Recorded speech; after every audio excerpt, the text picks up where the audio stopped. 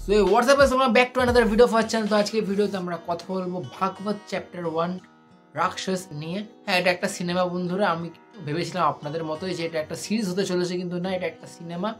তো কেমন লাগলো এই সিনেমাটা, যেটা আজকে জি5 এ মুক্তি পেয়েছে এবং আমি কিছুক্ষণ আগে শেষ করে উঠলাম। এক কথায় বলতে গেলে এটা কিন্তু একটা ডিসেন্ট ওয়ান টাইম ওয়াচ। এটা যদি আপনি খুব একটা বেশি আশা না রেখে সিনেমাটি দেখেন তাহলে কিন্তু আপনি বেশ ভালো লাগবে। এবার এই সিনেমার জন্য যদি গল্পটা আমি একটু করে বলি, তো গল্পটা এখানে যে রবার্টগঞ্জ নামে একটা জায়গায় আসাদ বার্সি যে ক্যারেক্টার, যে ভাগবত, তার নামে সিনেমাটার নাম রাখা হয়েছে। তো সে বদলি হয়ে আসছে। এবার সেখানে একটা মেয়ে মিসিং। এবার সেইখান থেকে তদন্ত করতে গিয়ে আরও 19 জন মেয়ের ব্যাপারে জানা যাচ্ছে যে তারাও মিসিং। এবং অন্যদিকে আমাদের সকলের প্রিয় জিতু ভাইয়ারও এন্ট্রি হচ্ছে।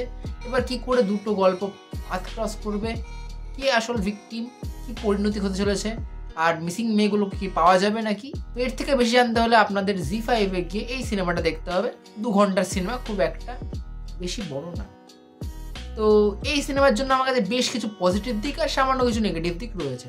তো প্রথম পজিটিভ দিক যেটা বলবো সেখানে আছে বন্ধুরা, এখানে যেভাবে পারফরমেন্স দিয়েছে, মানে আরশাদ ওয়ারসি এবং জিতু ভাইয়া একে অপরকে কেউ একটুখানি জায়গা ছাড়েনি, মানে জাস্ট দুর্ধর্ষ। দুজনেই নিজেদের জায়গায় 200% দিয়েছে। পাশাপাশি সাপোর্টিং কাছে যারা ছিল তারাও বেশ ভালো। আরশাদ ওয়ারসিকে দেখে আপনি আসুরের সেই পুরনো ভাইবসটা পাবেন, যেটা ধনঞ্জয়কে দেখে পেতেন, এরকম একটা ভাইবস পাবেন। এবং জিতু ভাইয়া তার যেরকম পঞ্চায়েত বা কোটা ফ্যাক্টরির যেমন ইমেজ ছিল, সেই ইমেজটা কমপ্লিটলি ভেঙে এটা কিন্তু একটা অন্য ধরনের কাজ তিনি করেছেন। এবার যদি কথা বলি সেকেন্ড পজিটিভ দিক বন্ধুরা, তো সেকেন্ড পজিটিভ বলবো এখানে যেভাবে ফার্স্ট হাফটা গেছে, মানে ফার্স্ট হাফে যেভাবে স্ক্রিন প্লে টাইট রাখা হয়েছে, পাশাপাশি যেভাবে ব্যাকগ্রাউন্ড স্কোরের কাজ, সব মিলিয়ে কিন্তু বেশ ভালোই লাগছিলো। এবং ওই প্রথম 30-40 মিনিটের যে একটা ইন্টেন্স ভাইব যেটা দিচ্ছিল, যেভাবে ইনভেস্টিগেশন যাচ্ছিল, সেটা কিন্তু বন্ধুরা দেখতে সত্যি খুব ভালো লাগছিলো। এবং মনে হচ্ছিলো শোটা কিন্তু একটা বেশ ভালো জায়গায় গিয়ে শেষ হবে এবং বেশ একটা গ্রিপিং ভাইব দিচ্ছিল। এবার যদি কথা বলি থার্ড পজিটিভ দিক আমি বলবো এখানে যেভাবে সিনেমাটোগ্রাফি করা হয়েছে সেটা কিন্তু বেশ ভালো। এখানে প্রতিটা শট যথেষ্ট ভালোভাবে নেওয়া হয়েছে, তো যে কারণে আমাদের দেখতে বেশ ভালোই লাগে। এই ছিল এই সিনেমার পজিটিভ দিক। এবার যদি কথা বলি নেগেটিভ দিক নিয়ে বন্ধুরা, তো প্রথম যে নেগেটিভ আমার যেটা লেগেছে সেটা হচ্ছে বন্ধুরা, যেভাবে গল্পটা শুরু হয়েছিল ততটা ইন্টেন্সিটি ধরে রাখতে পারে ফার্স্ট হাফে, সেকেন্ড হাফে গিয়ে কিন্তু আস্তে আস্তে বা ক্লাইম্যাক্সের দিকে গিয়ে কিন্তু একদম সেটা থিতিয়ে পড়ে। পাশাপাশি এবং মানে কোর্টরুমটা যখন শুরু হয়, প্রথম দিকে কোর্টরুমটা বেশ ভালো লাগছিল, কোর্টরুম যে ড্রামাটা হচ্ছিল বা কিছু, কিন্তু শেষে গিয়ে কোথাও না কোথাও গিয়ে এটা প্রেডিক্টেবল হয়ে যায়।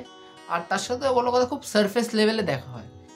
এবং এই সিনেমাটা দেখতে দেখতে আপনি কোথাও না কোথাও অ্যামাজন প্রাইমের অন্য একটা শোয়ের সাথে খুব সাদৃশ্য পাবেন, কারণ দুটোই সেম ইনসিডেন্টের ওপর বেসড করে বানানো।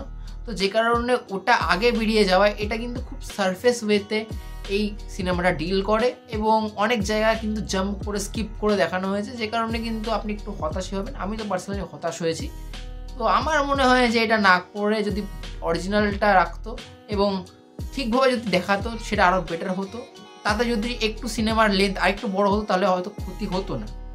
তো এই ছিল আমার রিয়াকশন ভাগবত চ্যাপ্টার 1 রাক্ষস নিয়ে। এটা ফার্স্ট পার্ট চ্যাপ্টার 1 দেখে কিন্তু আপনি ভাববেন না যে এটা কিন্তু ইনকমপ্লিট স্টোরি, এটা কিন্তু একটা কমপ্লিট স্টোরি। তো এই ছিল আমার রিয়াকশন। বাকি আপনারা দেখেছেন কি দেখবেন কি ভাবছেন কমেন্টে অবশ্যই জানান। বাকি ভিডিওটা ভালো লাগলে ভিডিওটা লাইক করে দিন, চ্যানেলটা সাবস্ক্রাইব করে দিন। দেখা হচ্ছে পরের ভিডিওতে। টিল দেন বাই বাই, জয় হিন্দ, লাভ ইউ অল।